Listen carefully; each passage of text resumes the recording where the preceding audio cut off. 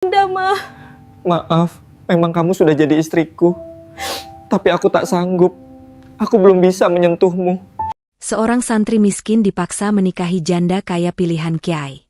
Bukan karena cinta, tapi untuk menutup aib besar. Di malam pertama, tidak ada sentuhan. Bukan karena dingin, tapi karena luka yang terlalu dalam. Dan saat rahasia itu terbuka, yang jatuh bukan hanya satu orang. Tapi seluruh desa ikut terbakar oleh kebenaran yang selama ini dikunci.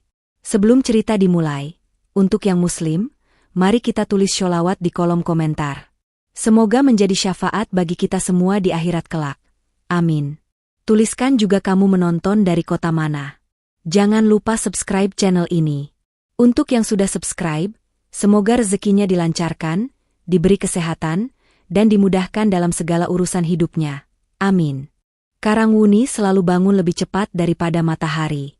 Saat adzan subuh belum berkumandang, suara pintu kayu dibuka, ember ditimba, dan sepeda tua dipacu pelan di jalanan sempit sudah jadi kebiasaan.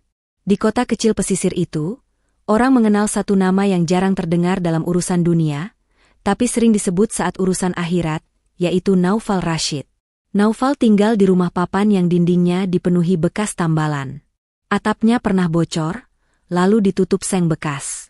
Di ruang depan, ada rak kecil berisi kitab lusuh, senter, dan obat ibunya.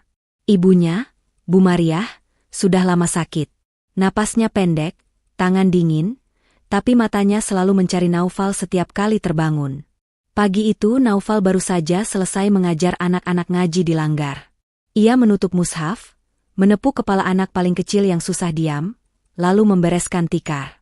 Saat semua pulang, ia masih tinggal sebentar, menyapu halaman langgar yang ditumbuhi rumput liar. Dalam kepalanya, daftar kebutuhan rumah selalu berputar. Beras tinggal sedikit. Obat ibunya tinggal 2 hari. Tagihan listrik sudah lewat. Ia pulang saat matahari mulai menanjak. Di rumah, ia menyiapkan bubur untuk ibunya, menyuapi perlahan, lalu memijat kaki yang bengkak. Tidak ada keluhan dari Naufal. Tidak ada kata berat. Wajahnya selalu tenang, seolah ia sudah menandatangani perjanjian untuk tidak pernah meminta lebih dari hidup. Namun bukan berarti Karangwuni membiarkannya tenang. Di warung kopi dekat pertigaan, beberapa lelaki sering menatap punggungnya saat ia lewat. Mereka berbicara lirih, lalu tertawa kecil. Naufal tahu arah bisik-bisik itu. Usianya sudah lewat 30. Belum menikah, hidupnya hanya mengurus ibu dan langgar. Di Karangwuni, itu dianggap aneh. Di sini, orang lebih mudah percaya pada prasangka daripada pada alasan. Sore menjelang maghrib, Naufal menanak nasi dan memanaskan air untuk ibunya mandi. Saat ia mengangkat panci, ponsel jadulnya bergetar. Nama yang muncul membuat tangannya berhenti. Kiai Haris Basalamah. Naufal menelan ludah. Kiai Haris tidak pernah menelepon untuk hal sepele. Biasanya kalau memanggil, ada urusan besar. Ada amanah. Ada keputusan. Naufal menerima panggilan. Suara Kiai terdengar pelan, tapi tegas. Naufal diminta datang ke Endalem setelah Isya. Tidak ada penjelasan. Tidak ada alasan. Hanya satu kalimat yang membuat dada Naufal mengeras. Datang sendiri. Jangan bilang siapa-siapa. Naufal menutup telepon dan berdiri lama di dapur. Dari kamar, ibunya memanggil lirih, menanyakan siapa yang menelepon. Naufal menjawab singkat, Kiai memanggil. Bu Mariah langsung diam, lalu menarik napas panjang, seperti ada doa yang mendadak jatuh ke dadanya. Malam turun cepat di Karangwuni. Lampu jalan tidak semua menyala. Angin dari laut membawa bau asin dan suara ombak yang jauh. Setelah ibunya tidur, Naufal memakai sarung terbaiknya yang warnanya sudah pudar. Ia berjalan melewati gang kecil, melewati rumah warga yang pintunya setengah terbuka, melewati halaman yang dipenuhi sandal anak-anak. Orang-orang memperhatikan. Karena Naufal jarang keluar malam, apalagi menuju Endalem Kiai. Endalem Kiai Haris berdiri paling rapi di antara rumah sekitar. Temboknya tebal, halamannya luas, pohon mangga di sampingnya berbuah lebat. Di teras, lampu gantung menyala terang, membuat bayangan orang yang duduk di dalam terlihat jelas. Naufal mengetuk pintu. Seorang santri muda membukakan, menunduk hormat, lalu mempersilakan masuk. Di ruang tamu, Kiai Haris duduk dengan sorban putih, jenggot rapi, wajah yang selalu membuat orang merasa kecil. Di sampingnya ada teh hangat dan piring berisi pisang rebus. Naufal mencium tangan Kiai, lalu duduk rendah. Kiai Haris tidak langsung berbicara. Ia menatap Naufal lama, seolah sedang membaca sesuatu yang tidak tertulis di wajahnya. Lalu ia menarik napas dan mengusap tasbih di jarinya. Naufal, usia kamu sudah waktunya menikah. Kalimat itu keluar begitu saja. Tidak ada pembuka. Tidak ada basa-basi. Naufal menunduk. Ia pernah membayangkan nasihat seperti itu, tapi tidak pada malam yang sunyi seperti ini, dengan panggilan rahasia. Kiai Haris melanjutkan. Ada seorang perempuan yang perlu kamu nikahi secepatnya. Perempuan itu baik, berhijab, berakhlak, dan sudah siap. Naufal mengangkat kepala sedikit. Ia mencoba menata kata, tapi yang keluar hanya suara pelan. Siapa, Yai? Kiai Haris menyebut nama itu dengan tenang, seperti sedang menyebut jadwal pengajian. Safira Najwa. Naufal merasa telinganya berdenging. Safira Najwa bukan nama asing di Karangwuni. Setiap orang tahu siapa dia. Janda muda yang kaya. Pemilik penggilingan padi terbesar. Rumahnya 2 lantai, mobilnya sering parkir di depan toko bangunan, dan karyawannya puluhan. Orang juga tahu, Safira cantik, wajahnya bersih, hijabnya selalu rapi, dan tutur katanya halus. Orang juga tahu satu hal lain yang selalu dibicarakan dengan suara pelan. Safira janda yang pernikahannya hanya sebentar. Naufal menarik napas, mencoba tetap sopan. Ia merasa tidak pantas menyebut alasan, tapi pikirannya berlari. Kenapa saya, Yai? Kiai Haris menatap lebih tajam. Suaranya tetap pelan, tapi terasa menekan. Karena kamu orang yang paling amanah. Dan karena ini untuk menutup aib. Naufal membeku. Kata aib seperti pintu yang dibanting di dalam kepala. Naufal ingin bertanya aib apa? Siapa yang punya aib? Kenapa harus ditutup dengan pernikahan? Kenapa harus dia? Namun wajah Kiai Haris tidak memberi ruang untuk perdebatan. Kiai Haris menambahkan, pernikahan akan dilakukan dalam waktu dekat. Semua akan diurus. Naufal cukup mengatakan iya. Dada Naufal sesak. Ia menatap lantai, melihat garis-garis keramik yang seperti membagi hidupnya menjadi 2. Sebelum malam ini dan sesudah malam ini. Kiai Haris mencondongkan badan sedikit. Suaranya turun lebih dalam. Kalau kamu menolak, aib itu akan terbuka. Dan bukan hanya Safira yang hancur. Kamu juga akan ikut terseret. Naufal merasa punggungnya dingin. Ia mengenal Kiai Haris sejak kecil. Ia pernah diselamatkan Kiai itu saat ayahnya dipenjara karena fitnah. Kiai Haris yang membiayai sekolahnya, menampungnya di pesantren, memberi makan ketika rumahnya kosong. Di hadapan Kiai itu, Naufal selalu merasa berutang napas.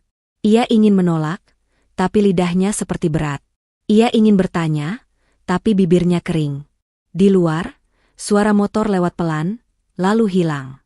Di dalam, hanya ada suara tasbih yang digeser perlahan. Naufal akhirnya menunduk, mencium tangan Kiai sekali lagi. Inggih, Yai. Kiai Haris mengangguk, seolah beban besar baru saja dipindahkan dari bahunya ke bahu Naufal. Naufal keluar dari Endalem dengan langkah yang tidak serapi saat ia masuk. Udara malam terasa lebih dingin. Di jalan pulang, ia melihat beberapa lampu rumah masih menyala. Ia merasa setiap cahaya menatapnya. Saat sampai di rumah, ibunya belum tidur. Bu Mariah duduk lemah di ranjang, menatap pintu yang baru dibuka. Matanya seperti sudah tahu sesuatu. Naufal duduk di samping ranjang, menggenggam tangan ibunya. Bu Mariah berbisik pelan, seperti takut didengar dinding. Kiai ngomong apa? Le. Naufal menelan ludah. Ia mencoba tersenyum, tapi tidak jadi. Ia hanya berkata, saya diminta menikah. Bu Mariah memejamkan mata. Ada getar halus di bibirnya, antara lega dan takut. Lalu ia membuka mata lagi, menatap Naufal lebih lama dari biasanya. Dengan siapa? Nama itu terasa berat, tapi harus keluar. Safira Najwa. Bu Mariah terdiam. Jemarinya mengencang di tangan Naufal. Di luar, suara ombak terdengar lebih jelas, seperti ikut mendengar keputusan yang baru saja jatuh di rumah kecil itu. Kabar itu menyebar sebelum matahari benar-benar tinggi. Karangwuni memang tidak besar, tapi telinganya panjang. Saat Naufal berjalan ke warung untuk membeli beras, dua ibu-ibu yang sedang memilih sayur langsung diam. Saat ia lewat depan bengkel, beberapa lelaki pura-pura sibuk, padahal matanya mengikuti. Tidak ada yang menegur terang-terangan, tapi semua seperti sudah menyiapkan penilaian. Naufal tidak membalas tatapan siapapun. Ia pulang membawa beras dan obat, lalu kembali mengajar ngaji seperti biasa. Ia mencoba bertingkah normal, tapi di kepalanya hanya ada satu nama yang terus mengganggu. Safira Najwa. Siang itu, seorang santri dari pesantren datang membawa pesan. Naufal diminta hadir di rumah Safira selepas asar. Katanya, keluarga Safira ingin bertemu. Naufal membaca pesan itu berulang kali, seperti berharap hurufnya berubah. Bu Mariah mendengar dan langsung gelisah. Ia merapikan kerudungnya walau hanya duduk di ranjang. Ia menanyakan apakah Naufal sudah siap. Naufal menjawab iya, padahal ia sendiri tidak tahu apa arti siap untuk keadaan ini. Selepas asar, Naufal berjalan ke rumah Safira. Jalan menuju rumah itu melewati deretan toko kecil, kios pulsa, dan rumah warga yang rapat. Semakin dekat, rumah-rumah menjadi lebih rapi. Halamannya lebih luas. Pagar besinya tinggi. Di depan rumah Safira, ada pot bunga besar dan lampu taman yang menyala meski masih sore. Rumah itu 2 lantai. Catnya putih bersih. Di sisi kanan, garasi terbuka, terlihat mobil hitam mengilap. Naufal berdiri sebentar di depan pagar, merasakan dirinya seperti debu yang menempel di tembok baru. Ia mengetuk pagar. Seorang perempuan setengah baya membukakan, wajahnya tegang tapi berusaha ramah. Ia memperkenalkan diri sebagai Bu Karsih, pengurus rumah. Naufal dipersilakan masuk. Di ruang tamu, sofa tebal tersusun rapi, lantainya mengilap, dindingnya ada kaligrafi besar dan foto Safira bersama almarhum suami pertamanya. Naufal menunduk saat melihat foto itu. Safira tersenyum di dalam bingkai, berdiri berjarak dari laki-laki di sampingnya. Senyum yang terlihat sopan, tapi tidak hangat. Tidak lama, Safira masuk dari arah tangga. Naufal pernah melihatnya dari jauh di pasar atau acara desa, tapi baru kali ini melihat dari dekat. Safira cantik dengan cara yang membuat orang sulit berkata kasar di depannya. Kulitnya bersih, alisnya rapi, hijabnya warna gelap menutup dada, dan pakaiannya longgar tapi terlihat mahal. Tatapannya tenang, tapi ada bayangan lelah yang sulit dijelaskan. Safira memberi salam, suaranya pelan. Naufal menjawab, lalu menunduk lagi. Di belakang Safira muncul seorang lelaki tua dan seorang perempuan tua. Mereka orang tua Safira. Wajah mereka terlihat seperti orang yang sedang menahan malu sekaligus ingin segera menyelesaikan sesuatu. Mereka mempersilakan Naufal duduk, lalu berbicara langsung ke inti. Mereka tidak banyak bertanya tentang Naufal. Mereka sudah tahu Naufal anak Kiai Haris, santri yang dikenal baik. Mereka hanya memastikan Naufal siap menikah dalam waktu dekat. Mereka berkata semua biaya sudah ditanggung, Naufal tidak perlu memikirkan apapun. Naufal mengangguk, tapi dadanya semakin tidak nyaman. Ia merasa seperti barang yang dibutuhkan untuk menutup lubang, bukan manusia yang dipilih karena layak. Safira lebih banyak diam. Ia hanya menatap lantai, sesekali menatap Naufal dengan cepat, lalu kembali menunduk. Tidak ada senyum. Tidak ada perkenalan yang hangat. Saat pembicaraan hampir selesai, Safira akhirnya bicara. Suaranya tetap lembut, tapi kalimatnya jelas. Saya minta satu hal. Setelah menikah, jangan tanya masa lalu saya di depan orang. Naufal menatap Safira. Untuk pertama kalinya, ia melihat mata itu jelas. Mata Safira tidak meminta, tapi memohon sambil menahan sakit. Naufal menjawab singkat, Insya Allah. Safira mengangguk pelan, lalu berdiri. Ia pamit naik ke atas, meninggalkan ruang tamu yang tiba-tiba terasa lebih dingin. Dalam perjalanan pulang, Naufal melewati penggilingan padi milik Safira. Mesin besar berdengung. Karung-karung beras tersusun. Karyawan keluar masuk. Semuanya bergerak rapi, seperti hidup Safira dari luar terlihat sempurna. Tapi Naufal ingat mata Safira tadi. Di balik rapi itu, ada sesuatu yang retak. 2 hari kemudian, tanggal akad ditetapkan. Cepat sekali. Warga tidak sempat menyiapkan rasa, tapi sempat menyiapkan gosip. Di depan langgar, beberapa jamaah membicarakan Naufal dengan nada yang dibuat baik. Ada yang bilang Naufal dapat rezeki besar karena menikahi orang kaya. Ada yang bilang Naufal pasti punya rahasia, makanya Kiai memilihkan janda. Ada yang bilang Safira pasti butuh penutup karena kelakuannya dulu. Naufal mendengar semuanya, tapi tidak menyahut. Ia hanya fokus pada satu hal, ibunya harus siap pindah ke rumah baru. Bu Mariah sempat menangis saat melihat Naufal melipat baju. Ia bilang takut merepotkan Safira. Naufal menenangkan, bilang semua akan baik-baik saja. Hari akad datang. Rumah Safira penuh orang. Kursi-kursi plastik berjejer. Tenda kecil dipasang. Makanan dibagikan. Banyak warga datang karena penasaran, bukan karena ikut bahagia. Kiai Haris duduk di depan, wajahnya tenang, seperti ini acara biasa. Naufal duduk di samping penghulu. Tangan Naufal dingin. Ia menatap ke depan, tapi pikirannya kosong. Saat ijab kabul diucapkan, suaranya terdengar tegas, padahal dadanya seperti jatuh. Saksi menyatakan sah. Orang-orang mengucap syukur. Ada yang bertepuk tangan pelan. Safira duduk di balik pembatas, wajahnya tertutup hijab putih. Saat selesai, ia keluar sebentar untuk salam. Naufal melihatnya dari dekat lagi.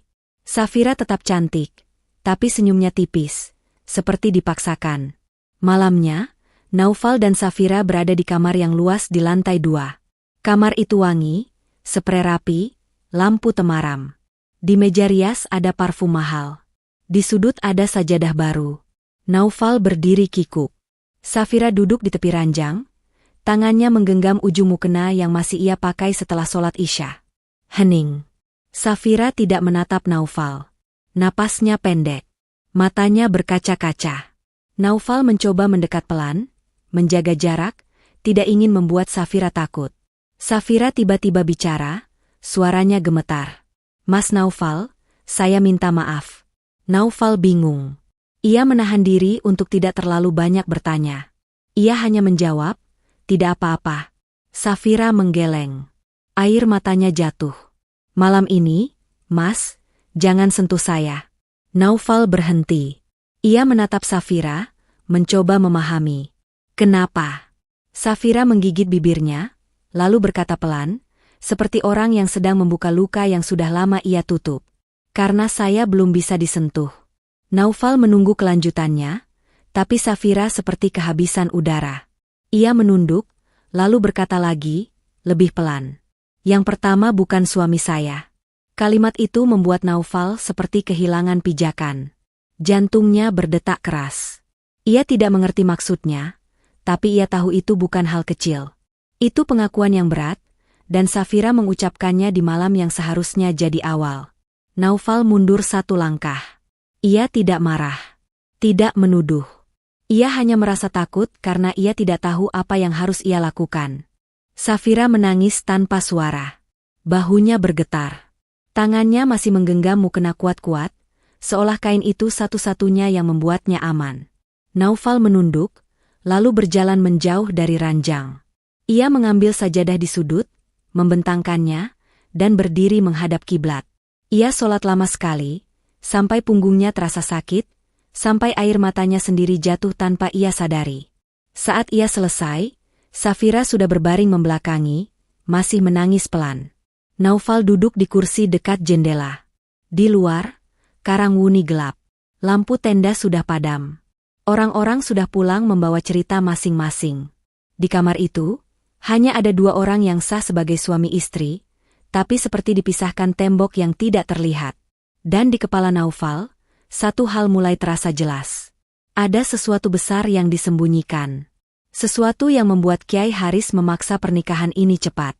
Sesuatu yang membuat Safira takut disentuh, bahkan oleh suaminya sendiri. Pagi pertama setelah akad, Safira turun ke dapur lebih dulu daripada Naufal. Ia sudah mengenakan hijab warna abu gelap dan baju longgar yang rapi. Gerakannya cepat, seperti orang yang takut terlambat, padahal tidak ada yang mengejar. Ia menyapa Bu Karsi singkat, lalu menyiapkan teh tanpa banyak bicara. Naufal turun pelan. Matanya masih berat karena semalaman ia hampir tidak tidur. Ia melihat Safira berdiri di dekat kompor, lalu melihat punggungnya yang kaku. Safira tidak menoleh sampai Naufal mengucap salam. Safira menjawab sopan, lalu kembali diam. Sarapan mereka berlangsung tanpa suara.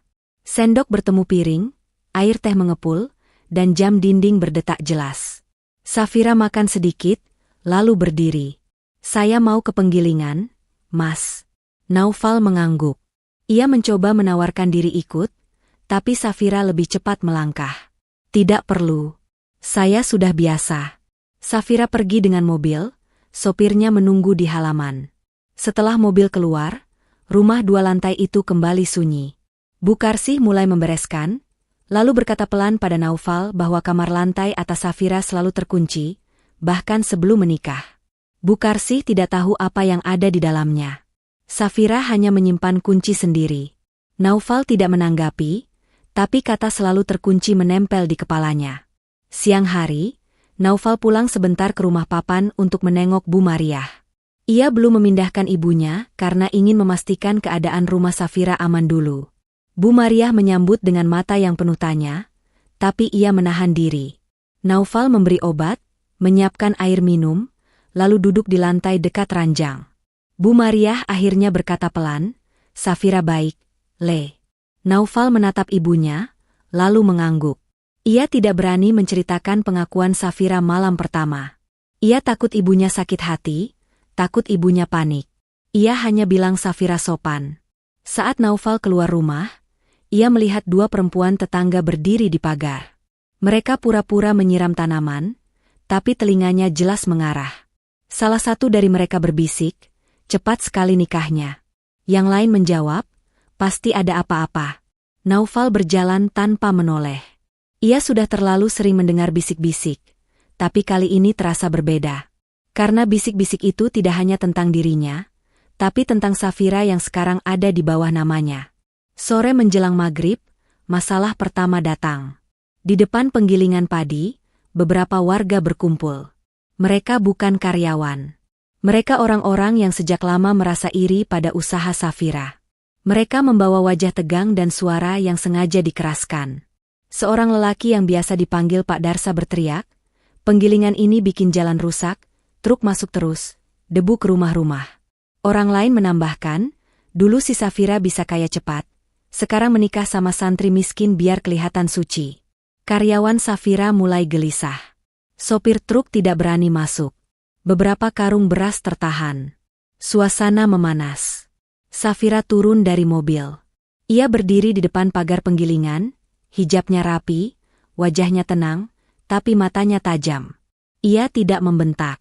Ia tidak menangis. Ia hanya bertanya dengan suara yang terukur, "Masalah jalan sudah dibicarakan di balai desa, kenapa baru ramai sekarang?" Pak Darsa tidak menjawab itu. Ia malah berkata lebih keras, "Kamu itu dulu punya aib. Sekarang nutupin pakai nikah, jangan sok paling benar." Safira menahan napas. Tangannya sempat gemetar sebentar, lalu ia menggenggam tasnya kuat-kuat. Ia menatap wajah-wajah yang menuduh, lalu berkata singkat, "Saya tidak akan melawan dengan kata kotor." Namun warga tidak berhenti. Mereka semakin berani karena Safira tidak membalas. Seorang ibu-ibu yang berdiri di belakang berbisik keras, "Kasihan suaminya, santri miskin dipakai buat tameng." Kata tameng terdengar sampai ke telinga Safira. Wajahnya berubah pucat. Ia mundur 1 langkah, lalu masuk kembali ke dalam halaman penggilingan. Pagar ditutup. Karyawan menahan warga agar tidak masuk.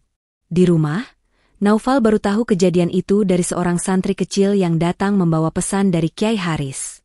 Pesan itu sederhana, "Datang ke Endalem malam ini."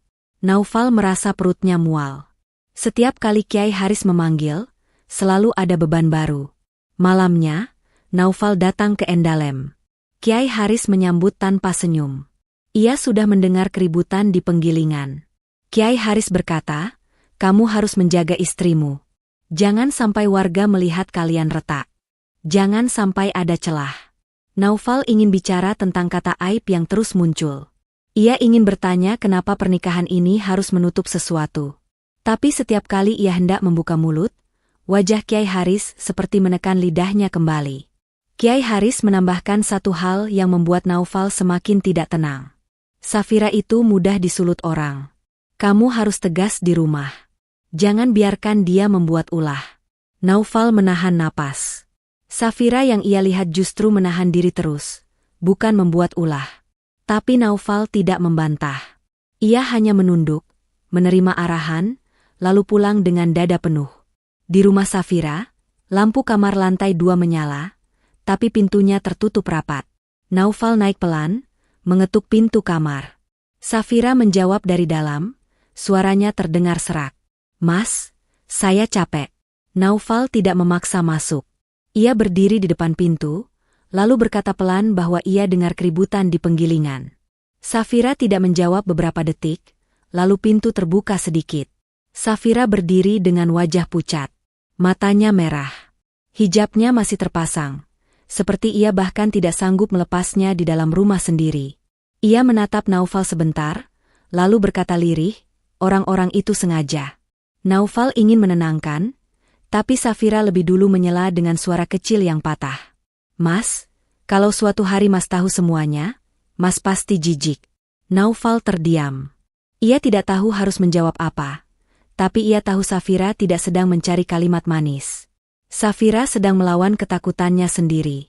Naufal akhirnya berkata, saya tidak akan meninggalkan Safira karena omongan orang. Safira menatap Naufal lebih lama. Air matanya jatuh lagi, tapi kali ini ia tidak menghapus. Ia hanya berdiri di ambang pintu, seperti orang yang sudah terlalu lelah menahan. Di bawah, pintu rumah terdengar diketuk keras. Bu Karsi berlari kecil, membuka pintu, lalu terdengar suara beberapa warga. Mereka menuntut Safira turun. Mereka bilang besok mereka akan lapor ke balai desa, minta penggilingan ditutup kalau Safira tidak mau ganti rugi jalan, dan tidak mau mengaku soal aib yang selama ini ditutup. Naufal menatap tangga. Safira di belakangnya menahan napas, lalu menutup pintu perlahan. Naufal turun sendiri. Ia berdiri di depan pintu, menatap wajah-wajah yang panas dan tidak sabar. Kata aib kembali disebut, lebih kasar, lebih keras. Orang-orang tidak lagi berbisik, mereka mulai berani menekan. Di malam itu, Naufal menyadari pernikahan ini bukan hanya soal dua orang yang belajar hidup bersama. Ini sudah jadi sasaran banyak orang, dan Safira berada di tengah lingkaran yang siap menelan siapapun yang lemah. Pagi setelah malam keributan itu, rumah Safira terasa seperti baru saja dilalui badai tanpa hujan. Bu Karsi bergerak lebih cepat dari biasanya, membersihkan teras, menyapu daun, dan menutup pagar rapat-rapat. Safira tidak turun sampai matahari naik. Dari lantai 2, sesekali terdengar langkah pelan, lalu berhenti. Naufal duduk di ruang tamu dengan kitab terbuka, tapi matanya tidak membaca. Pikirannya mengulang suara warga semalam. Kata aib, kata tameng, kata tutup mulut. Semua seperti sengaja diarahkan ke Safira, seolah ada orang yang ingin membuatnya jatuh. Saat Safira akhirnya turun, wajahnya terlihat lebih tenang. Hijabnya tetap rapi, bajunya tetap longgar dan bersih. Namun di balik ketenangan itu, bibirnya kering, dan matanya seperti menahan sakit kepala. Ia duduk di meja makan, menuang teh, lalu berkata tanpa menatap Naufal. Mas, hari ini jangan keluar jauh. Naufal menatapnya. Safira jarang meminta sesuatu. Kalau ia meminta, berarti ia benar-benar takut. Naufal mengangguk. Ia berkata ia memang berniat ke penggilingan sebentar, memastikan keadaan. Safira langsung menegang. Tangannya berhenti di atas cangkir. Jangan, Mas. Mereka bisa kasar. Naufal menjawab pelan, justru karena itu saya harus ada. Kalau saya diam, mereka tambah berani. Safira menunduk. Ada napas panjang keluar dari dadanya. Ia terlihat ingin berkata sesuatu, tapi menahannya. Sebelum Naufal berangkat, Safira berdiri, lalu berjalan ke lemari kecil dekat tangga. Ia membuka laci, mengambil amplop tebal, dan menyerahkannya pada Naufal. Untuk warga kalau mereka minta ganti rugi, Mas. Naufal menahan amplop itu dengan dua tangan, lalu menggeleng. Saya tidak mau pakai uang untuk menutup mulut orang. Safira menatapnya cepat, lalu berkata lirih, kalau bukan uang, mereka tidak akan berhenti. Naufal merasakan dingin di tengkuk. Safira seperti sudah hafal cara warga menyerang. Seolah ini bukan pertama kali ia dihadapkan pada kerumunan yang menuduh. Naufal menyimpan amplop itu di meja, tidak dibawa. Ia pamit, lalu berjalan keluar. Di depan penggilingan, warga sudah berkumpul lagi.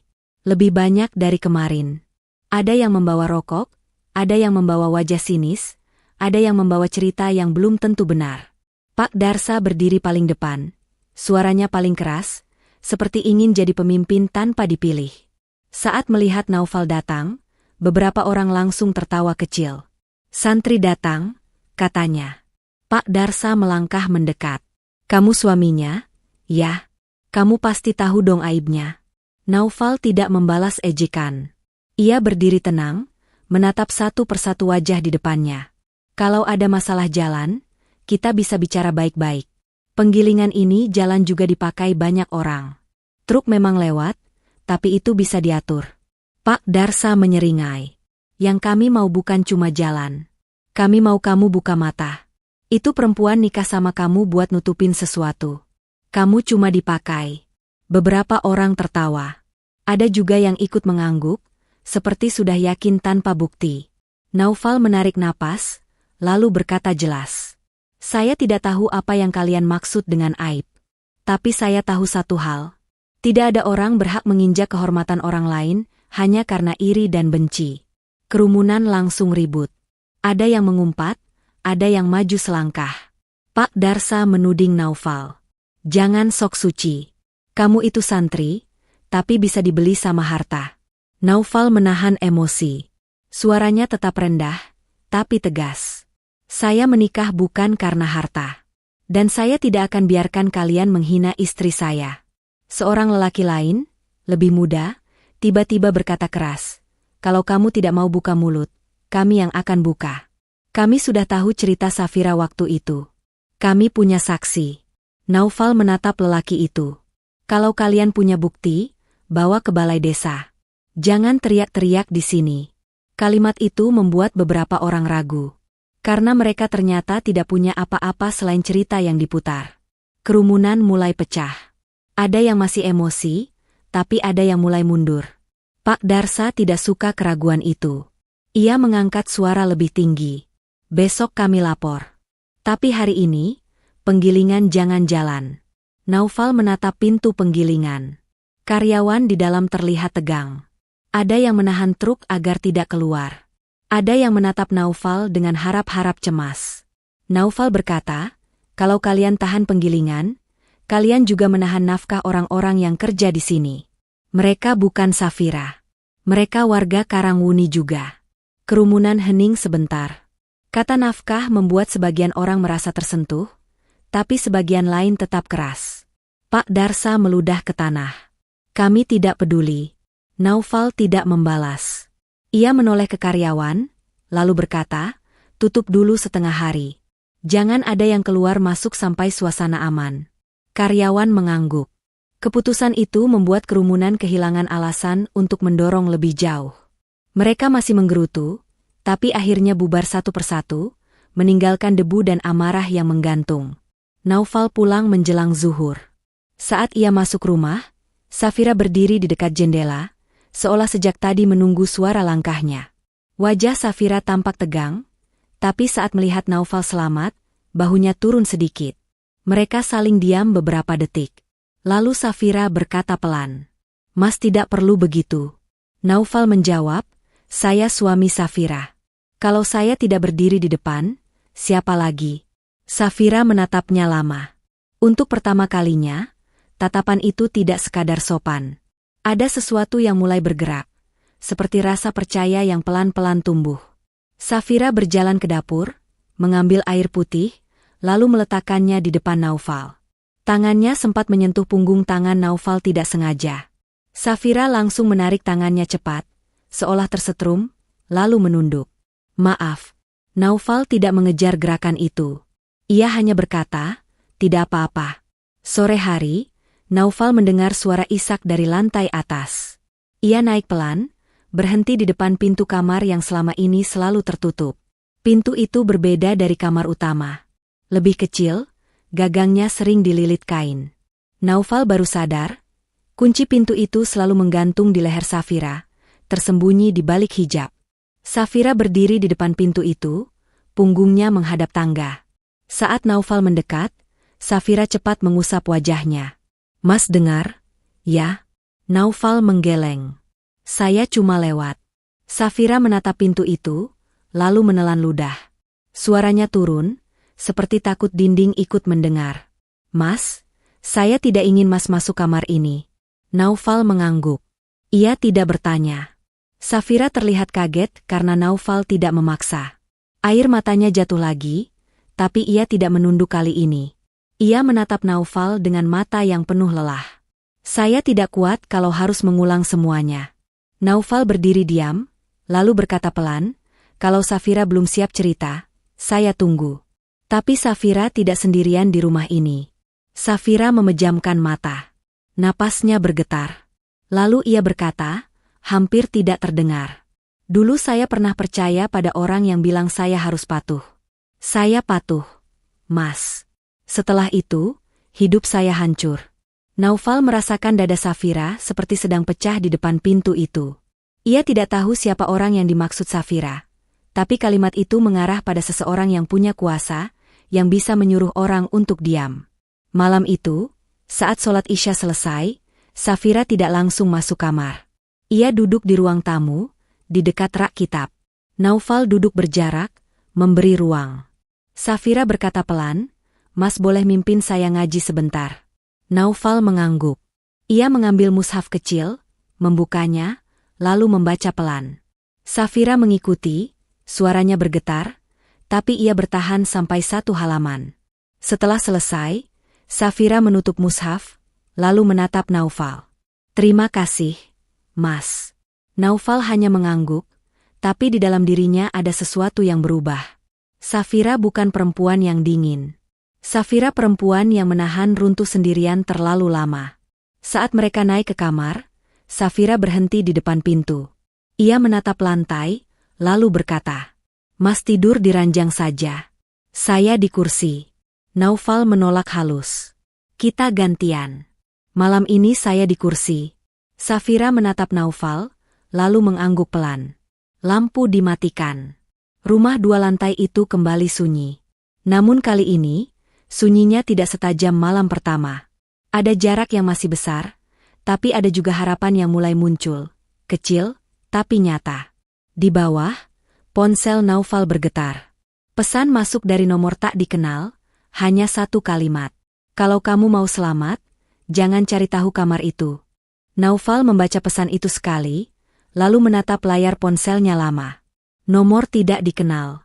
Tidak ada nama. Tidak ada penjelasan. Hanya ancaman yang rapi, seperti orang yang tahu cara membuat orang takut tanpa berteriak. Ia tidak membangunkan Safira. Safira baru saja tertidur di kursi dekat jendela, tubuhnya meringkuk, hijabnya masih menutup kepala. Naufal mengambil selimut tipis, menutupkan ke bahu Safira pelan. Safira bergerak sedikit, lalu diam lagi. Wajahnya terlihat lelah, tapi jauh dari wajah orang yang pantas dihancurkan oleh omongan kampung. Naufal duduk di lantai dekat ranjang, menatap pintu kamar kecil yang selalu terkunci di ujung koridor. Pintu itu seperti sengaja dibuat untuk menahan sesuatu agar tidak keluar. Pesan itu membuat Naufal yakin bahwa kamar itu memang menyimpan rahasia besar. Bukan hanya rahasia Safira, tapi rahasia orang lain juga. Pagi hari, Naufal pergi ke langgar seperti biasa. Ia mengajar anak-anak ngaji, berusaha terdengar normal. Namun setiap kali ada suara motor berhenti, ia menoleh. Setiap kali ada orang berdiri di luar, ia waspada. Di Karangwuni, ancaman jarang datang langsung. Ancaman datang lewat mulut orang lain. Selesai mengajar, Naufal berjalan pulang melewati pasar kecil. Di sana, ia mendengar percakapan yang membuat langkahnya melambat. 2 pedagang sayur membicarakan Safira dengan suara cukup keras agar orang lain ikut dengar. Katanya dulu Safira hamil duluan. Katanya yang bikin bukan suaminya. Katanya Kiai yang nyuruh nikah cepat biar ketutup. Kata Kiai disebut begitu ringan, seolah nama itu boleh dipakai untuk bumbu gosip. Naufal menahan napas. Ia tidak ikut campur, tapi ia mendekat, membeli cabai dan bawang seolah tidak mendengar. Namun telinganya menangkap semuanya. Cerita itu sudah disusun. Kalimatnya rapi. Urutannya jelas. Bahkan ada bagian yang sengaja ditambah agar terasa benar. Saat Naufal keluar pasar, ia melihat Pak Darsa berdiri di dekat parkiran motor, menatapnya seperti menunggu. Di samping Pak Darsa, ada seorang lelaki asing yang rambutnya gondrong, pakai jaket lusuh, dan matanya bergerak cepat mengamati. Pak Darsa tersenyum. "Mas Naufal, kita ketemu juga. Saya mau ngomong baik-baik." Naufal menatapnya datar. Baik-baik itu biasanya cuma awal. Pak Darsa menunjuk penggilingan dari kejauhan. "Besok kami rapat di balai desa. Kami minta penggilingan ditutup sementara. Kalau kamu tidak mau, kamu tahu sendiri akibatnya." Naufal menjawab, "Kalau mau rapat, rapat saja. Tapi jangan bawa fitnah." Pak Darsa tertawa kecil. "Fitnah itu kalau tidak benar. Ini benar. Cuma kamu belum tahu." Lelaki asing di samping Pak Darsa menatap Naufal, lalu berkata lirih, seperti sengaja agar terdengar. "Kamar yang selalu terkunci itu bukan buat simpan baju." Naufal merasa darahnya naik ke kepala. Ia menahan diri agar tidak bereaksi. Ia hanya berkata, "Jangan ikut campur urusan rumah tangga orang." Pak Darsa melambaikan tangan, seolah santai. "Kami cuma ingin Karangwuni bersih dari aib." Kata bersih terdengar kotor di mulut Pak Darsa. Naufal pulang dengan pikiran yang tidak tenang. Di rumah, Safira sudah siap pergi ke penggilingan. Saat melihat wajah Naufal, Safira langsung tahu ada sesuatu. "Ada apa, Mas?" Naufal ragu. Ia tidak ingin menambah beban Safira. Namun Safira sudah terlalu sering menahan sendiri. Naufal akhirnya berkata, "Orang-orang mulai bicara lebih kejam." Safira tidak kaget. Ia hanya menunduk sebentar, lalu menarik napas. "Saya sudah duga. Mereka tidak akan berhenti sebelum saya jatuh." Naufal menatap Safira. Ia ingin tahu siapa yang membuat Safira begitu yakin. Tapi ia menahan. Safira berkata, "Mas, kalau nanti ada rapat di balai desa, Mas jangan datang sendiri." Naufal mengangguk. Ia bilang ia akan hati-hati. Safira berangkat. Naufal tinggal di rumah bersama Bu Karsih. Menjelang siang, Bu Karsih menerima telepon, lalu wajahnya pucat. Ia menutup telepon dan menatap Naufal. "Mas, ada orang datang ke penggilingan." Ramai. Naufal langsung berlari keluar. Ia naik motor tua yang ia bawa dari rumah lamanya. Sepanjang jalan, ia melihat orang-orang bergerombol menuju arah penggilingan. Ada yang membawa ponsel, ada yang membawa wajah puas, seperti hendak menonton sesuatu. Saat Naufal sampai, pintu penggilingan sudah dikerumuni. Pak Darsa berdiri di depan, mengangkat tangan, seperti pemimpin aksi. Di sampingnya, ada beberapa orang yang membawa spanduk seadanya. Di tanah, ada karung beras yang sengaja ditumpahkan, membuat suasana seperti ada kerusakan besar. Safira berdiri di balik pagar, bersama beberapa karyawan. Wajahnya tegang. Sopirnya berdiri dekat mobil, terlihat bingung harus bagaimana. Pak Darsa berteriak, "Tutup saja sekarang. Ini usaha yang dibangun dari aib." Kerumunan bersorak. Ada yang merekam. Ada yang mengumpat. Naufal menerobos sampai ke depan. Ia berdiri di samping Safira. Safira menoleh cepat, mata merah, tapi ia berusaha keras agar tidak menangis di depan mereka. Naufal membuka pagar sedikit dan berdiri di depan kerumunan. "Saya minta kalian bubar. Kalau ada masalah, kita bicara di balai desa, bukan pakai keributan." Pak Darsa menatap Naufal, lalu menunjuk Safira. "Kalau kamu ingin bicara, suruh dia jelasin dulu, siapa yang masuk ke hidup dia sebelum nikah pertama." Kerumunan makin ribut. Nama Safira disebut seolah benda. Safira menutup matanya sebentar. Nafasnya pendek. Tangannya menggenggam pagar sampai buku jarinya memutih. Naufal menatap Safira, lalu menatap kerumunan. "Saya tidak akan izinkan kalian memaksa istri saya mengaku sesuatu di depan kalian. Kalian tidak punya hak." Pak Darsa menyeringai. "Kalau begitu, kami yang bicara. Kami punya bukti." Lelaki gondrong yang kemarin berdiri di pasar maju. Ia mengangkat sebuah flash disk kecil di atas kepala, seperti sedang menunjukkan harta. Ini isinya video. Video Safira malam itu. Biar semua orang tahu. Kerumunan mendadak hening, lalu meledak lagi. Kata video membuat semua orang semakin lapar. Mereka tidak butuh kebenaran. Mereka butuh tontonan. Safira tersentak. Wajahnya langsung pucat. Ia mundur satu langkah, lalu tubuhnya goyah. Naufal menoleh cepat. Ia meraih lengan Safira sebelum Safira jatuh. Safira menatap Naufal dengan mata penuh ketakutan, seperti ada ingatan yang menabrak kepalanya. "Mas, jangan biarkan mereka." Suara Safira pecah. Itu bukan permintaan biasa. Itu seperti orang yang meminta diselamatkan dari jurang. Naufal menatap flash disk itu. Ia tidak tahu benar atau tidak, tapi ia tahu satu hal. Kalau benda itu sampai diputar di balai desa, hidup Safira selesai. Dan kalau benar itu video, berarti ada orang yang merekam sesuatu yang seharusnya tidak boleh direkam. Berarti ada pelaku yang masih bebas. Naufal melangkah maju, menahan emosi, lalu berkata keras. "Kalau kamu punya video seperti itu, berarti kamu menyebarkan sesuatu yang haram. Kamu bukan sedang membersihkan aib. Kamu sedang membuat dosa ramai." Pak Darsa tertawa. "Dosa itu urusan Safira. Kami cuma buka mata warga." Beberapa orang mulai maju, ingin merebut pagar. Karyawan menahan. Suasana makin panas. Tiba-tiba, dari belakang kerumunan muncul seorang perangkat desa, Pak Lurah dan dua hansip. Mereka mencoba menenangkan. Tapi Pak Darsa justru memanfaatkan. "Pak Lurah, besok rapat. Tapi hari ini kita pastikan dulu. Kita putar videonya sekarang saja di sini." Pak Lurah menolak, bilang itu urusan rapat. Namun kerumunan sudah terlanjur terbakar. Mereka meneriakkan putar. Putar. Putar. Safira menggigil. Ia memegangi dada, seperti tidak bisa bernapas. Naufal menahan Safira agar tetap berdiri. Di saat itulah, mobil Kiai Haris datang dan berhenti di pinggir jalan.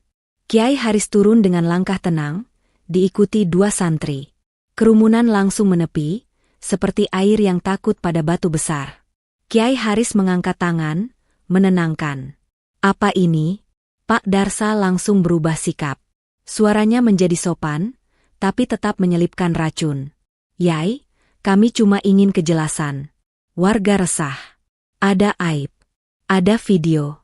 Kalau dibiarkan, Karangwuni jadi bahan omongan. Kiai Haris menatap flash disk itu sebentar. Matanya tidak terkejut. Hanya menyipit, seperti sedang menilai benda yang sudah ia kenal. Kiai Haris lalu menatap Safira. Safira langsung menunduk, tubuhnya semakin lemah. Kiai Haris berkata, dengan suara yang datar, "Bawa flash disk itu ke endalem saya sekarang." Pak Darsa terlihat ragu, tapi ia takut pada Kiai. Ia menyerahkan flash disk itu. Kiai Haris menerima tanpa banyak bicara, lalu berbalik menuju mobil. Sebelum masuk mobil, Kiai Haris menoleh ke Naufal. "Kamu ikut." Naufal menatap Safira. Safira memegang lengan Naufal, jemarinya dingin. Safira menggeleng kecil, seperti takut kalau Naufal pergi, semuanya akan lebih buruk. Naufal ingin menolak, tapi perintah Kiai Haris bukan permintaan. Naufal hanya berkata pelan pada Safira, "Saya balik cepat." Safira tidak menjawab. Ia hanya menatap Naufal dengan mata basah yang penuh ketakutan. Naufal naik ke mobil Kiai Haris. Mobil melaju meninggalkan penggilingan. Di kaca belakang, Naufal masih melihat Safira berdiri kaku di balik pagar, dikelilingi orang-orang yang sudah menyiapkan kehancuran. Di dalam mobil, Kiai Haris memegang flash disk itu seperti memegang sesuatu yang berbahaya, tapi wajahnya tetap tenang. Lalu Kiai Haris berkata pelan, tanpa menatap Naufal. "Kamu tidak boleh ikut campur lebih jauh. Kamu cukup jadi suami yang menutup semuanya." Kalimat itu membuat Naufal merasa semakin jelas.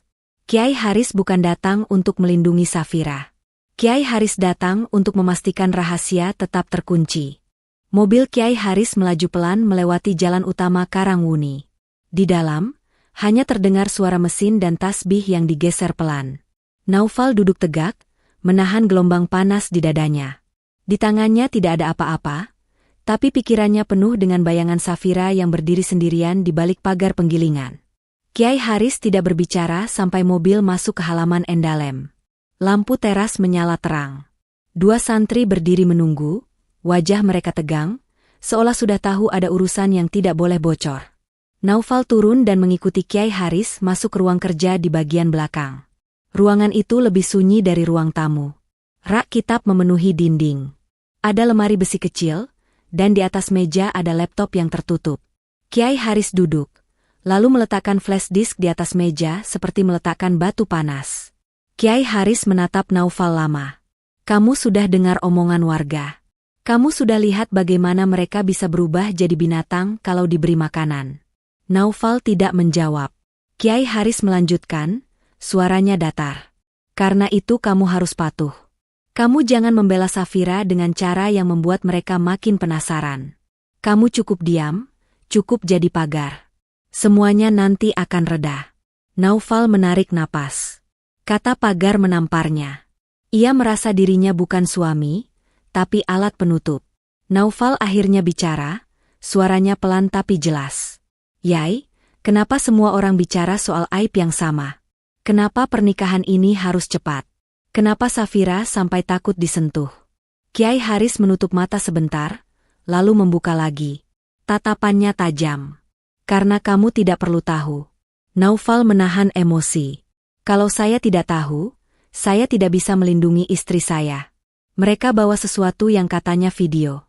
Kalau itu benar, berarti ada orang yang melakukan kejahatan. Dan orang itu masih bebas. Kiai Haris menggeser tasbih di jarinya. Suaranya turun. Kamu jangan bawa kata kejahatan ke sini. Naufal menatap flash disk di meja, lalu menatap Kiai Haris. Kalau Yai ambil flash disk itu, berarti Yai tahu ini bukan sekadar gosip. Kiai Haris berdiri pelan. Gerakannya tenang, tapi auranya berat. Kamu mulai berani, Naufal. Kalimat itu terdengar seperti peringatan. Naufal tidak mundur. Saya hanya ingin tahu.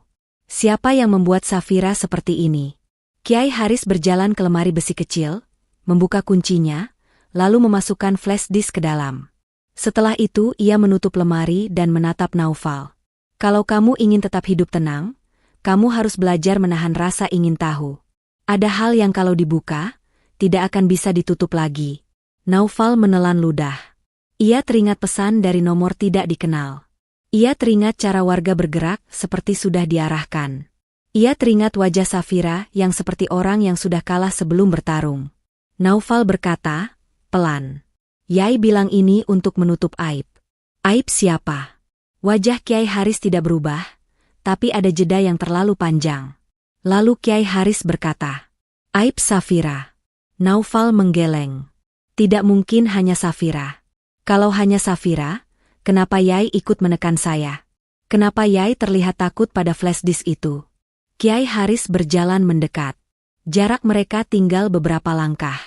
Kiai Haris berkata, suaranya rendah. Karena kalau ini meledak, pesantren juga ikut terbakar. Kata pesantren membuat tubuh Naufal kaku. Di Karangwuni, pesantren adalah pusat segalanya. Kalau pesantren tercoreng, banyak orang jatuh. Naufal mencoba tetap tenang. Siapa yang ada di balik ini, Yai? Kiai Haris tidak menjawab. Ia menatap Naufal, lalu berkata seperti orang yang sedang menguji. Kamu sangat ingin jadi pahlawan. Naufal menahan napas. Saya hanya ingin jadi suami yang benar. Mata Kiai Haris menyipit. Kamu bisa jadi suami yang benar dengan cara diam. Naufal tidak menjawab lagi. Ia merasa percakapan ini tidak akan memberi jawaban. Ia memutuskan pulang. Namun saat ia berdiri, pintu ruangan tiba-tiba diketuk. Salah satu santri masuk dengan wajah panik. Yai, ada yang telepon. Pak Darsa. Katanya malam ini warga mau kumpul lagi. Kiai Haris mengambil ponsel dari santri itu. Ia menjawab tanpa menoleh ke Naufal. Suara Pak Darsa terdengar samar dari ponsel, tapi Naufal masih bisa menangkap beberapa kalimat. Pak Darsa meminta jaminan. Pak Darsa menagih imbalan. Pak Darsa menyebut nama orang yang merekam. Kiai Haris menekan suaranya, tapi satu nama lolos. Disebut cepat, seperti nama yang sudah biasa dibicarakan di lingkaran itu. Rengga. Naufal langsung menegang. Rengga adalah keponakan Kiai Haris, pemuda yang sering terlihat membawa mobil Kiai, sering memimpin acara, dan sering dipuji sebagai calon penerus. Rengga dikenal berani, banyak gaya, dan punya teman di mana-mana. Kiai Haris memutus telepon cepat. Ia menoleh dan melihat wajah Naufal yang berubah. "Kamu dengar?" Naufal menatap Kiai Haris tanpa berkedip. Rengga yang merekam. Kiai Haris berjalan mendekat lagi. Kali ini suaranya tidak lagi datar. Ada kemarahan yang ditahan. "Kamu mau apa?" Naufal berkata, suaranya berat. "Rengga yang melakukan itu ke Safira." Kiai Haris tidak menjawab. Tapi diamnya menjadi jawaban yang paling keras. Naufal merasakan perutnya seperti ditarik. Ia membayangkan Safira yang gemetar setiap kali disentuh, dan tiba-tiba semuanya punya bentuk. Bukan rumor. Bukan cerita liar. Tapi luka yang dibuat oleh orang dekat pesantren, lalu disapu dengan kalimat patuh. Naufal bertanya, suaranya turun. Kenapa Safira dinikahkan dulu? Kenapa pernikahan pertamanya hanya sebentar? Kiai Haris menutup mata sebentar, lalu berkata pelan, seperti mengucapkan sesuatu yang tidak ingin ia akui. Karena Safira hamil. Naufal merasa darahnya berhenti mengalir sesaat. Kiai Haris melanjutkan, suaranya lebih tajam. Hamil itu bukan sekadar malu. Hamil itu bisa menghancurkan segalanya kalau orang tahu siapa yang terlibat. Maka Safira harus segera dinikahkan. Suaminya dulu dipilih cepat, lalu meninggal karena sakit. Setelah itu Safira kembali sendiri, dan orang-orang mulai curiga. Maka kamu saya pilih. Kamu santri yang dipercaya, kamu bisa jadi pagar terakhir. Naufal menahan napas, matanya panas. Anaknya. Kiai Haris menatap Naufal. Anaknya hidup. Naufal hampir tidak percaya. Kalimat itu membuat kaki Naufal lemas. Kiai Haris berkata, cepat, seperti ingin menutup pembicaraan. Anaknya tidak bersama Safira. Demi keselamatan. Demi meredam api. Anak itu dititipkan di tempat yang tidak bisa dijangkau gosip. Naufal menatap Kiai Haris. Suara Naufal keluar seperti bisikan. Di mana? Kiai Haris mengangkat dagu sedikit. Kamu tidak perlu tahu. Naufal menelan ludah. Ia teringat kamar kecil yang selalu terkunci di rumah Safira. Ia teringat Safira yang berkata ia tidak kuat mengulang semuanya. Ia teringat Safira yang ketakutan saat mendengar kata video. Naufal berkata, lebih tegas. Yai sudah mengambil anak itu dari ibunya. Kiai Haris menatap Naufal dingin. Saya menyelamatkan semua orang. Naufal ingin berteriak, tapi ia menahan. Ia tahu ruangan ini penuh telinga. Ia tahu melawan Kiai bukan hal kecil di Karangwuni. Tapi ia juga tahu, kalau ia diam, Safira akan hancur pelan-pelan. Naufal berkata, suaranya stabil. Saya pulang. Kiai Haris menghalangi langkahnya dengan tubuhnya. Kamu dengar baik-baik.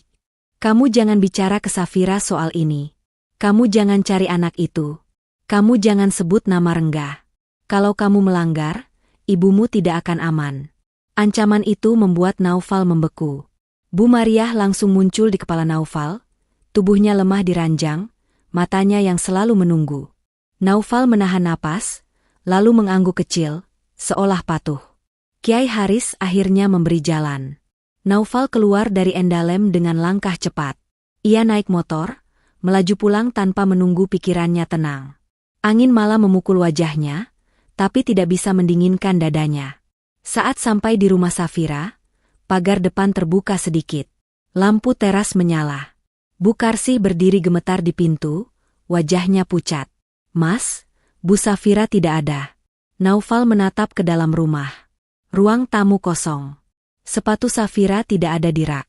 Tasnya tidak terlihat. Bu Karsih berkata dengan suara patah.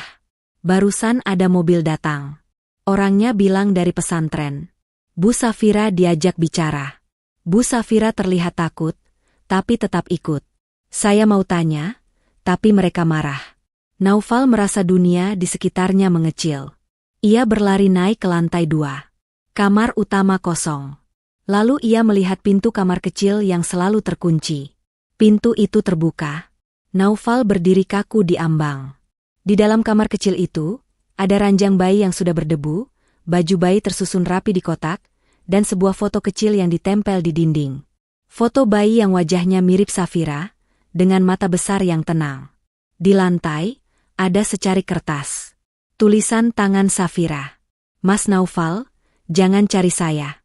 Kalau Mas cari, mereka akan ambil semuanya dari Mas. Naufal menggenggam kertas itu sampai kusut. Nafasnya berat. Di luar, suara motor lewat, lalu hilang. Rumah 2 lantai itu terasa kosong seperti ditinggalkan nyawa. Di kepala Naufal, nama Rengga berputar, dan bayangan Kiai Haris yang selalu tenang sekarang terasa seperti bayangan yang menutup jalan keluar. Naufal tidak menunggu lama.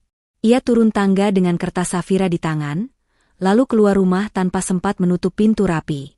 Bu Karsi memanggil, tapi suaranya tenggelam oleh suara motor Naufal yang dinyalakan paksa. Malam itu, Karangwuni terasa lebih sempit dari biasanya.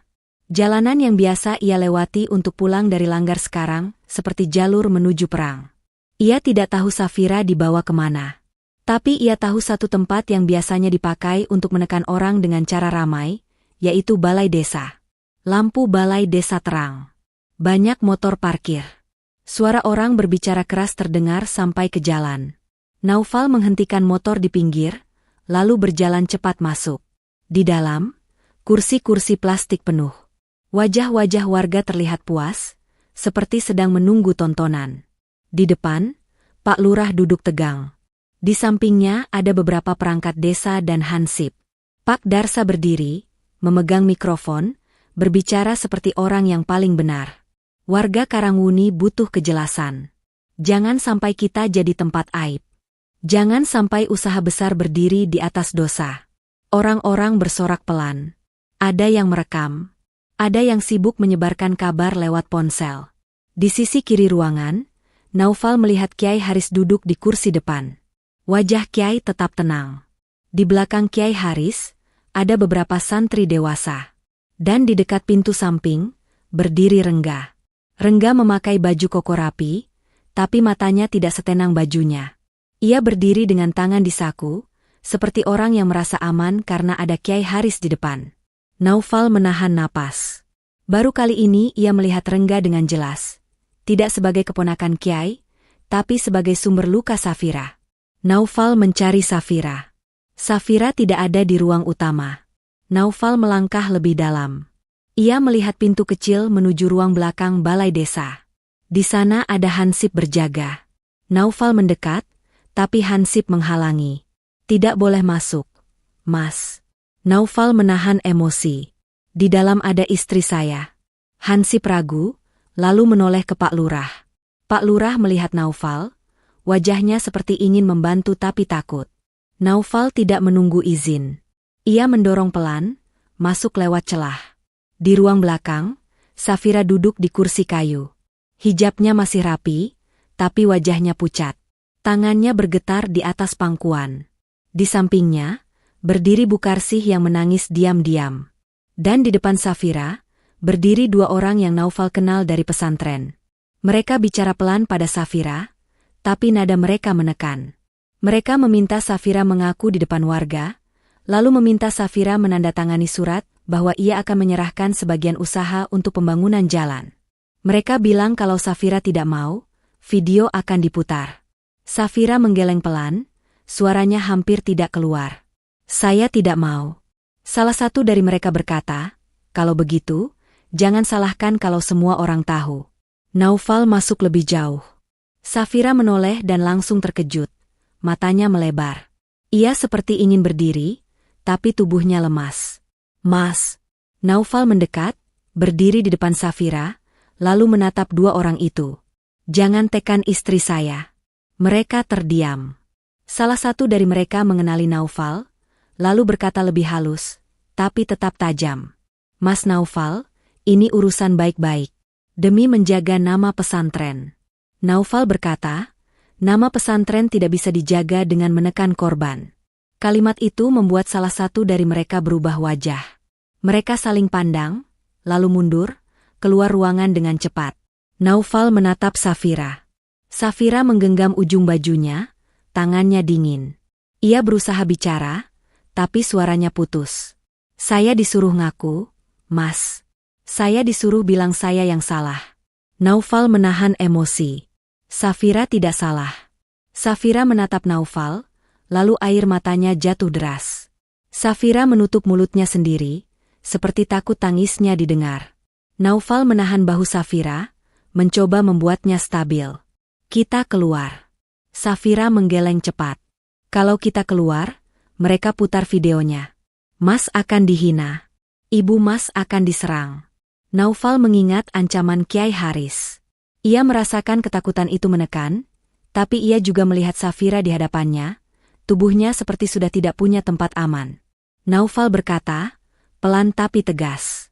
Kalau kita diam, mereka akan terus ambil hidup Safira pelan-pelan. Naufal menggandeng tangan Safira. Safira sempat kaku, lalu mengikuti, karena di mata Naufal ada keputusan yang tidak bisa dibatalkan. Mereka keluar ke ruang utama. Saat Naufal dan Safira muncul, ruangan langsung hening. Kamera ponsel terangkat lebih tinggi.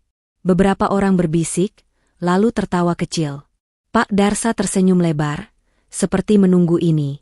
Nah, akhirnya keluar juga. Mari kita dengar langsung dari Safira Najwa. Biar tidak ada fitnah. Safira berdiri kaku di samping Naufal. Wajahnya putih. Tangannya gemetar. Safira menatap lantai, tidak sanggup menatap wajah orang-orang yang menunggu kehancurannya. Pak Darsa mengangkat mikrofon, lalu mengarahkannya ke Safira. Ngomong, Safira, kamu dulu hamil dari siapa? Kerumunan langsung ribut. Ada yang bersiul. Ada yang tertawa. Ada yang berkata kasar. Naufal mengambil mikrofon itu dari tangan Pak Darsa dengan cepat. Pak Darsa kaget, tapi Naufal sudah berdiri di depan, menatap seluruh ruangan. Kalian mau dengar cerita paling jujur? Ruangan mendadak sunyi. Pak Lurah menatap Naufal panik. Kiai Haris mengangkat dagu, matanya tajam. Naufal berkata, jelas. Saya tidak akan biarkan istri saya dipaksa mengaku di depan kalian. Kalau kalian punya video, siapa yang merekam? Kerumunan ribut lagi. Pak Darsa tertawa. Yang penting videonya ada. Naufal menatap Pak Darsa. Kalau video itu ada, berarti ada orang yang merekam hal yang tidak boleh direkam. Berarti ada pelaku yang seharusnya kalian cari. Tapi kalian malah cari korban. Suasana berubah. Beberapa orang mulai ragu. Namun banyak yang tetap lapar. Kiai Haris berdiri dari kursinya. Ia berjalan ke depan, mengambil mikrofon dari tangan Naufal dengan gerakan tenang, tapi penuh kuasa. Cukup, Naufal. Naufal menatap Kiai Haris. Belum cukup, Yai. Kiai Haris menahan napas, lalu berkata di depan warga, suaranya berat. Semua ini salah paham. Warga jangan terpancing. Safira sudah bertobat. Naufal sudah jadi suami. Kita tutup. Kalimat tutup itu seperti palu. Naufal menatap Safira. Safira berdiri seperti boneka, matanya kosong, seperti sudah terlalu sering mendengar kata tutup. Naufal tiba-tiba berkata, suaranya naik, tapi tetap terkontrol. Kalau mau tutup, tutup juga pelakunya. Jangan cuma tutup mulut korban. Ruangan meledak. Orang-orang ribut. Ada yang menjerit, ada yang menyuruh Naufal diam. Kiai Haris menatap Naufal dengan mata dingin. Kamu menuduh siapa? Naufal menelan ludah. Ia tahu satu nama, tapi menyebutnya berarti perang. Ia menatap Rengga yang berdiri dekat pintu. Rengga tersenyum kecil, tapi matanya gelisah. Naufal berkata, jelas. Yang merekam itu Rengga. Ruangan langsung hening seperti ditarik. Beberapa orang menoleh ke Rengga. Beberapa santri terkejut. Pak Darsa membeku. Pak Lurah berdiri setengah, tidak tahu harus apa. Rengga tertawa, tapi suaranya terdengar dipaksa. Mas Naufal, jangan fitnah. Saya keponakan Kiai. Naufal menjawab, suaranya keras. Dan karena itu kamu merasa boleh melakukan apa saja. Rengga maju, wajahnya berubah. Ia menunjuk Naufal. Kamu tidak punya bukti. Naufal menatap Kiai Haris. Flashdisk itu ada di Endalem. Kiai yang ambil. Kiai Haris menegang. Wajahnya tetap tenang, tapi matanya berubah tajam. Beberapa orang mulai berbisik. karena kalimat itu membuat Kiai Haris ikut terseret. Pak Darsa mencoba menyelamatkan situasi, langsung berteriak. Ini cuma strategi santri miskin biar tetap dapat harta Safira. Kerumunan kembali ribut. Ada yang percaya, ada yang ragu. Ruangan terpecah. Safira tiba-tiba bergerak. Ia melangkah maju pelan. Semua menatapnya. Safira mengambil mikrofon dari tangan Kiai Haris. Tangannya gemetar, tapi ia memaksa suaranya keluar. Saya hamil dulu. Ruangan langsung gempar. Ada yang bersorak seperti menang. Ada yang berbisik, akhirnya. Safira melanjutkan, lebih keras. Saya hamil karena saya dipaksa. Kata dipaksa membuat ruangan kembali hening, kali ini berbeda. Ada orang yang tiba-tiba diam, karena kata itu tidak bisa dipakai untuk gosip ringan. Safira menatap Rengga. Matanya basah, tapi tatapannya tajam. Yang memaksa saya itu Rengga. Rengga tersentak. Wajahnya berubah merah.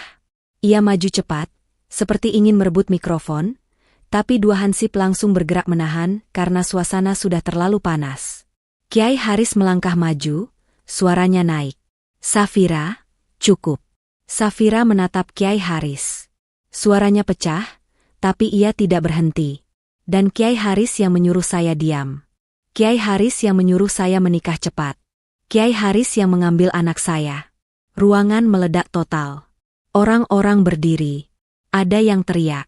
Ada yang memaki. Ada yang menangis.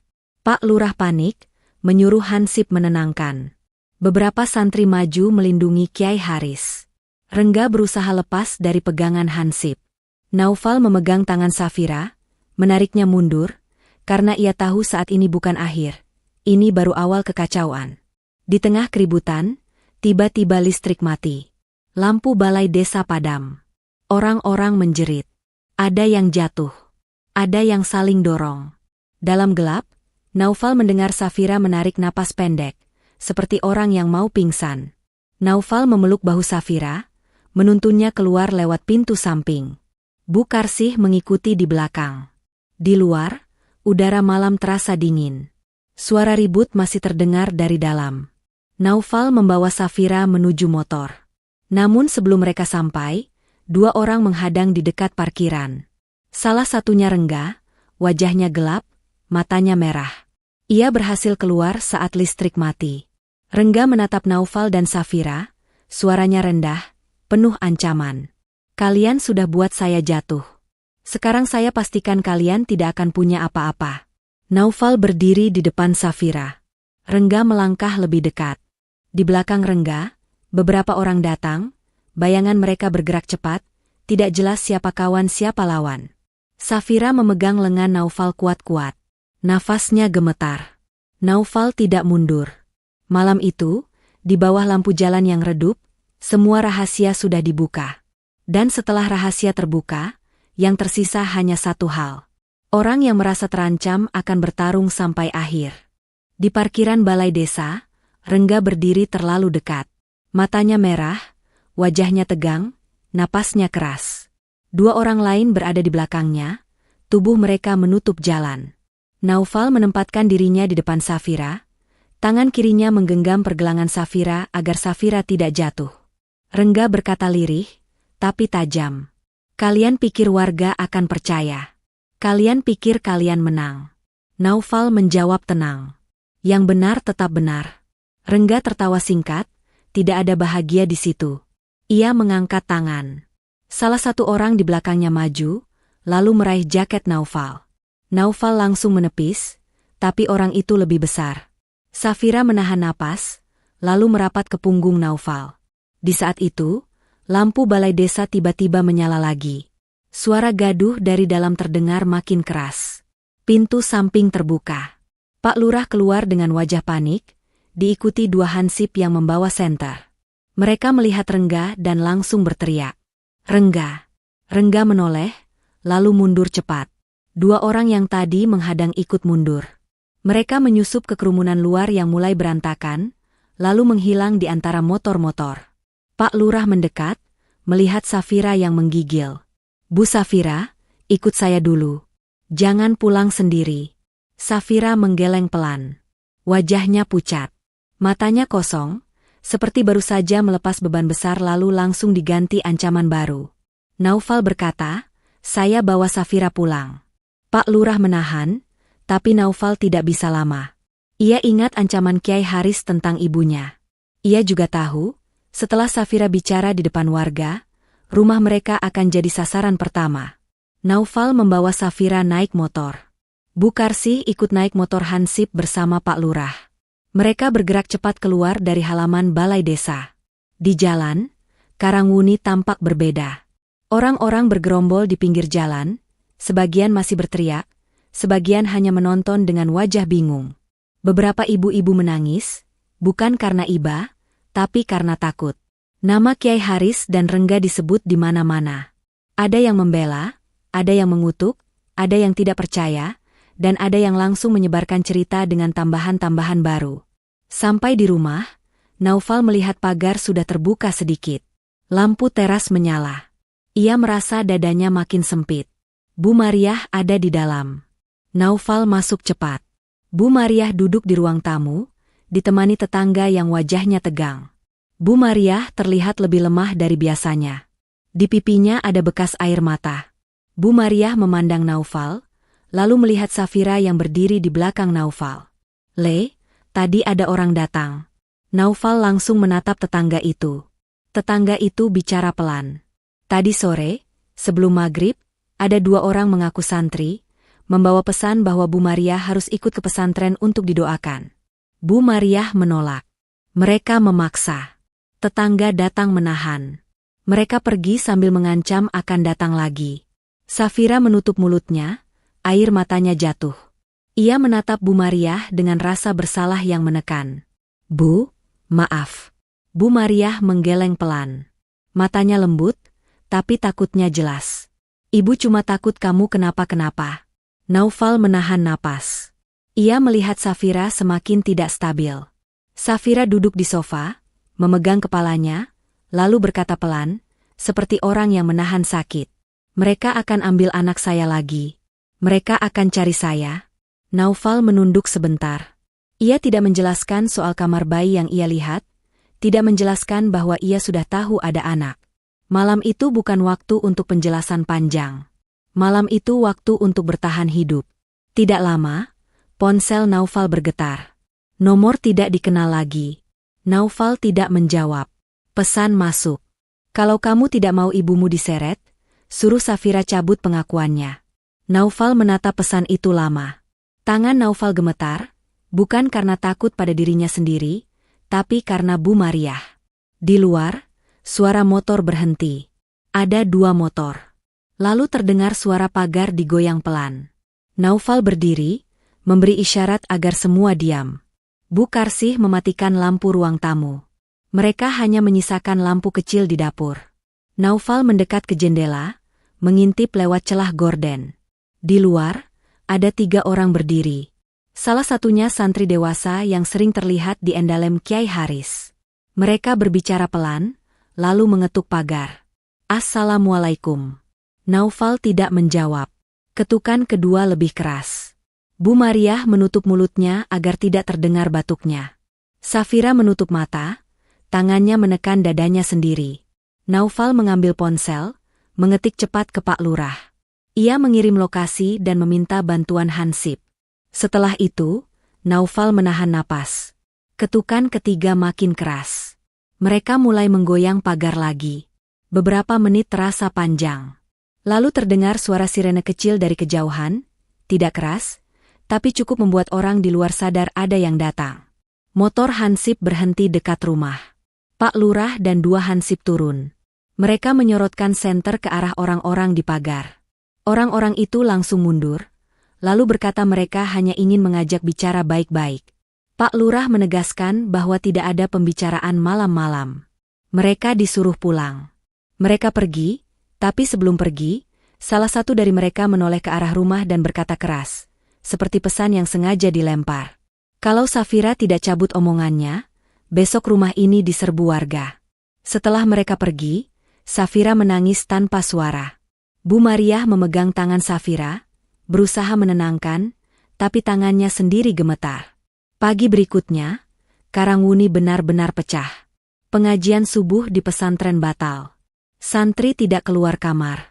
Di depan pesantren, ada warga berkumpul menuntut Kiai Haris memberi penjelasan. Ada juga warga lain yang memasang badan, membela Kiai, menyalahkan Safira, menyalahkan Naufal, menyalahkan siapapun yang dianggap merusak ketenangan desa. Pak Lurah datang ke rumah membawa kabar. Rengga tidak terlihat sejak semalam. Kiai Haris tidak mau ditemui. Beberapa orang dekat Kiai mulai mendatangi rumah-rumah warga yang semalam merekam, meminta video dihapus, meminta orang diam. Naufal mendengar semua itu, lalu menatap Safira yang duduk kaku di sudut ruang tamu. Safira terlihat seperti tidak tidur. Mata Safira bengkak. Namun saat Naufal berkata mereka harus pergi sementara, Safira tidak menolak. Safira hanya menatap foto bayi yang ia simpan di dompet, lalu mengangguk pelan. Naufal memutuskan satu hal yang tidak pernah ia bayangkan. Ia akan membawa Safira dan Bu Mariah keluar dari Karangwuni hari itu juga, sebelum kerumunan datang. Ia juga akan mencari anak Safira, meski ancaman sudah menempel di lehernya. Menjelang siang, mereka bersiap. Bu Karsih membantu mengemas baju seperlunya. Naufal membawa beberapa kitab, surat nikah, obat Bu Mariah, dan uang yang tersisa. Safira mengambil satu tas kecil yang berisi dokumen usaha dan foto bayi. Saat mobil sewaan datang, Safira berdiri di ambang pintu rumah 2 lantai itu. Safira menatap halaman, menatap tangga, menatap pintu kamar kecil yang sekarang kembali terkunci. Safira berkata pelan, "Mas, saya tidak tahu kita akan kembali atau tidak." Naufal tidak memberi jawaban panjang. Ia hanya menggenggam tangan Safira, lalu membantu Bu Mariah masuk mobil. Mereka berangkat keluar Karangwuni lewat jalan belakang, melewati sawah dan tambak yang sepi. Di spion, rumah itu semakin jauh. Karangwuni tetap ramai, tapi suara ramainya tidak lagi mengejar sampai ujung jalan. Namun di ponsel Naufal, satu pesan terakhir masuk saat sinyal masih kuat. "Anak itu bukan milikmu. Jangan cari." Mobil sewaan berhenti di sebuah kota kecil yang lebih sunyi daripada Karangwuni. Namanya Cempaloka. Jalannya sempit, kiosnya sedikit, dan orang-orang tidak saling kenal seperti di kampung. Naufal memilih tempat itu karena jauh dari jalur utama. Di sana ada rumah kontrakan sederhana milik kenalan lama semasa pesantren, seorang guru ngaji yang pindah karena istrinya ikut keluarga. Malam pertama di Cempaloka, Bu Mariah langsung tidur kelelahan. Safira duduk di lantai, punggungnya menempel dinding, menatap tas kecil berisi dokumen dan foto bayi. Ia tidak menangis keras. Air matanya hanya jatuh pelan, seperti sudah habis tenaga untuk meratap. Naufal tidak memaksa Safira bicara. Ia menyiapkan air hangat untuk Bu Mariah, mengecek obat, lalu sholat di sudut ruangan. Setelah itu ia duduk di dekat Safira, menjaga jarak, dan berkata dengan suara rendah, "Mas akan cari anak itu. Mas tidak akan berhenti." Safira menutup wajahnya dengan tangan. Nafasnya sesak. Suaranya keluar patah. "Kalau Mas cari, mereka akan kejar Mas. Mereka akan cari ibu Mas." Naufal menatap Safira. Mata Naufal merah, tapi suaranya tetap tenang. "Kalau Mas diam, Safira akan mati pelan-pelan. Mas sudah lihat kamar itu. Mas sudah lihat ranjang bayi. Mas tahu Safira menahan ini sendirian terlalu lama." Safira terdiam. Tubuhnya bergetar. Lalu untuk pertama kali sejak mereka menikah, Safira bicara tanpa menahan. "Anak saya perempuan. Namanya Kirana. Saya tidak pernah gendong dia lama. Saya cuma sempat cium dahinya, lalu mereka bawa pergi. Katanya demi keselamatan. Katanya demi menutup aib. Saya disuruh bilang anak itu meninggal." Kalimat itu membuat dada Naufal seperti disayat. Naufal menahan agar tidak mengumpat. Ia hanya menggenggam ujung sajadahnya sampai jemarinya putih. Safira melanjutkan, lebih pelan. "Yang bawa pergi orang-orang pesantren. Saya tidak tahu alamatnya. Saya cuma dengar namanya. Kampung Merijem, dekat waduk. Katanya ada pasangan tua yang mau menampung." Naufal mengulang pelan, "Merijem." Safira mengangguk. Matanya kosong. "Kalau Mas ketemu Kirana, jangan bilang dulu saya ibunya. Saya takut Kirana sudah diajarin benci." Pagi berikutnya, Naufal menitipkan Bu Mariah dan Safira pada Bu Karsih. Bu Karsih tetap ikut karena ia tidak tega meninggalkan Safira sendirian. Naufal berangkat sendiri naik motor pinjaman dari tetangga kontrakan. Ia membawa uang secukupnya, ponsel, dan 1 lembar kertas berisi alamat perkiraan yang Safira sebut. Perjalanan ke arah waduk memakan waktu lama. Jalan mulai rusak, sawah berganti semak, lalu rumah-rumah menjadi jarang. Naufal bertanya di warung, bertanya pada tukang tambal ban, bertanya pada ibu-ibu di tepi sumur. Nama Merijem ternyata ada, tapi orang-orang di sana tidak suka orang luar bertanya tentang anak titipan. Di sore hari, Naufal menemukan sebuah rumah kayu di pinggir kebun singkong. Di depan rumah ada jemuran baju anak. Di halaman ada sandal kecil. Di dalam dada Naufal, ada rasa takut yang bercampur harap. Naufal mengetuk. Seorang perempuan tua keluar, wajahnya kaget melihat orang asing. Naufal menyebut nama Kirana pelan. Wajah perempuan tua itu langsung berubah. Ia hendak menutup pintu, tapi Naufal cepat menahan dengan sopan, tidak memaksa, hanya menahan agar pintu tidak langsung tertutup. Naufal berkata, "Saya bukan orang jahat. Saya suami ibunya." Perempuan tua itu menatap Naufal tajam. Ia memanggil suaminya, seorang lelaki tua dengan kaki pincang. Mereka berdiri berdua di ambang pintu, seperti 2 orang yang sudah lama memegang rahasia dan lelah menjaganya. Lelaki tua itu bertanya singkat, "Ibunya siapa?" Naufal menjawab, "Safira Najwa." Perempuan tua itu menutup mulutnya. Matanya berkaca-kaca. Lelaki tua itu menghela napas panjang, lalu menatap Naufal seperti menimbang kejujuran dari mata. Lelaki tua itu akhirnya membuka pintu lebih lebar. Kirana sedang tidur. Naufal masuk pelan. Di ruang tengah ada tikar lusuh, mainan kayu, dan buku gambar. Di sudut ada kamar kecil. Perempuan tua itu membuka tirai pelan. Di dalam, seorang anak perempuan tidur dengan rambut halus dan pipi bulat. Wajahnya mirip Safira, terutama di mata. Naufal berdiri kaku. Tenggorokannya sakit. Ia tidak berani menyentuh. Perempuan tua itu berkata lirih. "Kami disuruh jaga anak ini. Disuruh bilang anak ini yatim. Disuruh jangan sebut Safira. Kami dibayar tiap bulan. Kami takut. Nak, yang nyuruh itu orang besar." Naufal menahan amarahnya. Ia bertanya, "Siapa yang bayar?" Lelaki tua itu tidak langsung jawab. Ia hanya berkata, "Kalau kamu ambil anak ini tanpa perlindungan, kalian tidak akan selamat." Naufal mengangguk. Ia tahu itu. Naufal berkata, "Saya tidak akan bawa anak ini malam ini. Saya cuma ingin lihat dia hidup. Saya akan bawa cara yang benar." Saat Naufal hendak keluar, pintu depan diketuk keras. Perempuan tua itu kaget. Lelaki tua itu pucat. Di luar terdengar suara yang Naufal kenal. Rengga. Rengga tidak datang sendiri. Ada 2 orang bersamanya. Mereka bicara cepat, menuntut anak itu dipindahkan malam itu juga karena Karangwuni sudah ramai. Mereka menyebut Kiai Haris sedang terdesak dan butuh semua jejak hilang. Naufal mundur pelan, bersembunyi di balik lemari tua dekat dapur. Nafasnya ditahan. Perempuan tua itu gemetar saat membuka pintu. Rengga masuk tanpa salam. Wajahnya kusut, marahnya tidak rapi lagi. Ia melihat sekeliling, lalu berkata kasar, "Mana anak itu?"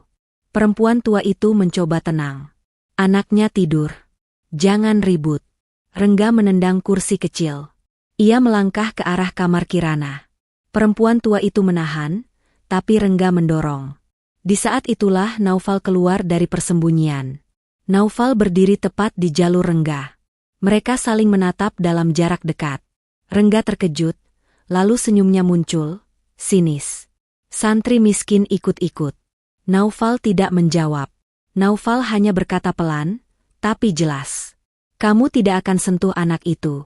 Rengga tertawa, lalu mendekat, mencoba memukul. Namun Naufal sudah siap. Naufal menahan, lalu mendorong balik dengan tenaga yang selama ini ia tahan. 2 orang Rengga ikut maju, tapi lelaki tua pincang itu mengambil tongkat, memukul lantai keras, membuat mereka berhenti sesaat. Keributan kecil itu terdengar sampai luar. Tetangga mulai keluar rumah. Ada yang teriak minta tolong. Ada yang berlari ke pos ronda. Rengga menyadari ia tidak lagi aman di tempat terpencil itu. Ia meludah ke tanah, lalu menatap Naufal. "Kamu mau mati? Kamu bawa anak itu." Rengga pergi cepat bersama orang-orangnya, meninggalkan ancaman yang menggantung, tapi juga meninggalkan bukti bahwa ia memang datang untuk menghapus jejak. Malam itu, Naufal tidak pulang ke kontrakan. Ia menghubungi Pak Lurah lewat pesan. Pak Lurah, yang sejak balai desa juga terdesak, akhirnya memilih berpihak pada yang paling jelas, yaitu korban. Pak Lurah datang diam-diam bersama satu polisi dari kecamatan yang sudah mendengar keributan Karangwuni. Mereka menemui pasangan tua itu dan mendengar semuanya. Pagi harinya, Safira datang ke rumah kayu itu bersama Bu Karsih. Wajah Safira pucat, tapi langkahnya mantap. Saat Safira melihat Kirana bangun dan duduk di lantai sambil memegang boneka kain, Safira langsung membeku. Mulut Safira terbuka, tapi tidak ada suara keluar. Kirana menatap Safira, lalu menatap Naufal. Anak itu tidak tahu siapa-siapa. Ia hanya melihat wajah baru. Safira berlutut pelan, menahan diri agar tidak menakuti. Safira mengulurkan tangan, berhenti di udara, tidak menyentuh dulu. Kirana mendekat sendiri. Ia menyentuh ujung hijab Safira, lalu menarik pelan, seperti penasaran. Safira menutup mulutnya. Air mata jatuh deras. Tangannya gemetar saat akhirnya menyentuh rambut Kirana pelan, seperti takut anak itu hilang kalau ia menggenggam. Naufal berdiri di belakang Safira, matanya basah, dadanya sesak. Di hari-hari berikutnya, kabar dari Karangwuni terus datang. Pesantren terpecah. Sebagian warga masih membela Kiai Haris, tapi banyak yang mulai berani bicara karena Safira sudah tidak diam. Rekaman rapat di balai desa tersebar luas. Beberapa orang yang dulu ikut menekan mulai saling menyalahkan. Rengga menghilang beberapa waktu, lalu muncul kabar ia ditahan di kota sebelah karena kasus lain yang akhirnya membuka pintu pada kasus Safira. Kiai Haris tidak lagi terlihat memimpin pengajian. Namanya tidak disebut dengan penuh hormat seperti dulu. Beberapa santri pindah. Beberapa wali santri menuntut penjelasan. Karangwuni tetap hidup, tapi tidak lagi utuh. Kota kecil itu belajar bahwa menutup malu dengan memaksa korban hanya akan membuat luka lebih busuk. Di Cempaloka, rumah kontrakan menjadi tempat baru yang sederhana. Bu Mariah sering duduk di kursi bambu sambil mengawasi Kirana bermain. Bu Mariah terlihat lebih tenang karena ancaman tidak lagi datang tiap malam. Bu Karsih membantu menjaga rumah, memasak, dan sesekali mengajak Safira ke pasar agar Safira tidak terus mengurung diri. Safira pelan-pelan berubah. Ia masih takut disentuh di awal, masih sering terbangun tengah malam dengan napas pendek. Tapi sekarang, ia punya satu tangan kecil yang memanggilnya tiap pagi. Ia belajar memeluk tanpa panik. Ia belajar tertawa pelan, walau masih sering menangis diam-diam setelah Kirana tidur. Naufal juga berubah. Ia tidak lagi menunduk pada semua yang memakai sorban dan suara tenang. Ia tetap mengaji, tetap mengajar, tapi sekarang ia tahu batas antara patuh dan tunduk pada kebatilan. Ia membangun langgar kecil di sudut kampung Cempaloka, mengajar anak-anak tanpa banyak bicara soal masa lalu. Bukan untuk melupakan, tapi untuk melanjutkan hidup dengan cara yang lebih benar. Suatu sore, Safira berdiri di ambang pintu kontrakan, memandangi langit yang mulai jingga. Kirana berlari kecil membawa buku gambar, lalu memeluk kaki Safira. Safira mengangkat Kirana ke pangkuannya, memeluknya lebih lama dari biasanya. Di belakang mereka, Naufal baru pulang dari langgar, membawa roti kecil dari warung. Naufal berhenti di depan pintu, menatap Safira dan Kirana. Safira menoleh. Tatapan Safira tidak lagi kosong. Tatapan itu masih menyimpan luka, tapi sudah ada ruang untuk percaya. Safira berkata pelan, "Mas, terima kasih." Naufal mengangguk. Ia masuk, menutup pintu pelan, lalu duduk di lantai bersama mereka. Di rumah kecil itu, tidak ada sorak warga, tidak ada ancaman nomor tidak dikenal, tidak ada pintu terkunci yang menyimpan tangis. Yang ada hanya suara napas yang mulai tenang, suara anak kecil tertawa, dan doa yang tidak lagi dipakai untuk menutup dosa orang lain. Cerita ini mengajarkan bahwa kebenaran seringkali tidak datang dari suara paling keras atau dari orang yang paling dihormati, tetapi dari keberanian untuk melindungi yang lemah meski harus melawan arus. Ketaatan tanpa nurani dapat berubah menjadi alat penindasan, sementara keberanian yang lahir dari kejujuran mampu membuka jalan keadilan, walau penuh risiko. Kita belajar bahwa korban tidak pernah bersalah atas luka yang dipaksakan kepadanya. Menutup aib dengan kebohongan hanya akan memperpanjang penderitaan, terutama bagi mereka yang sudah terluka. Diam demi ketenangan semu bisa menghancurkan hidup seseorang secara perlahan. Cerita ini juga mengingatkan bahwa kekuasaan, nama besar, dan simbol kesalehan tidak selalu sejalan dengan kebenaran. Ketika agama atau moral dipakai untuk melindungi pelaku dan menekan korban, maka yang rusak bukan hanya individu, tetapi juga kepercayaan masyarakat. Dari Naufal, kita belajar bahwa menjadi orang baik bukan berarti selalu diam. Ada saatnya berdiri dan berkata tidak, meski konsekuensinya berat. Dari Safira, kita belajar bahwa keberanian untuk berkata jujur adalah langkah pertama untuk menyelamatkan diri sendiri dan orang lain, termasuk generasi berikutnya. Dan dari Kirana, kita diingatkan bahwa masa depan tidak boleh dibangun di atas kebohongan masa lalu. Setiap anak berhak lahir dan tumbuh tanpa membawa dosa yang bukan miliknya. Cerita ini adalah karya fiksi yang dibuat seolah nyata untuk tujuan penyampaian pesan moral dan pengambilan hikmah. Kesamaan nama, tempat, maupun peristiwa dengan dunia nyata adalah kebetulan semata dan tidak dimaksudkan untuk menyinggung pihak manapun. Terima kasih sudah meluangkan waktu mengikuti cerita ini sampai akhir. Jika kamu merasa tersentuh, memiliki pendapat, atau ingin berbagi sudut pandang, silakan tuliskan di kolom komentar. Jangan lupa tekan like dan subscribe agar tidak ketinggalan cerita berikutnya.